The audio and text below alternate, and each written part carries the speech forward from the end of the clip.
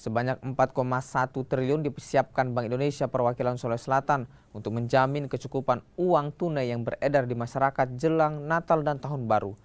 Deputi Kepala Perwakilan Bank Indonesia Rudi Bambang Wijanarko menyebut ini dilakukan dengan memperhitungkan sejumlah faktor, salah satunya perakiraan peningkatan aktivitas ekonomi dan perjalanan masyarakat jelang akhir tahun 2022.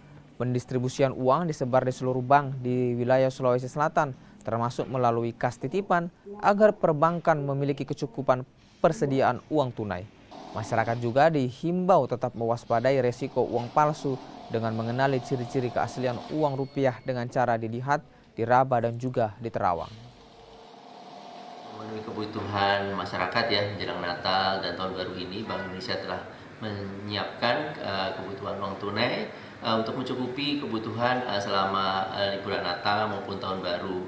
Kami menyiapkan uang tunai sejumlah 4 triliun ya, 4 triliun yang kami sebarkan semua kepada bank-bank.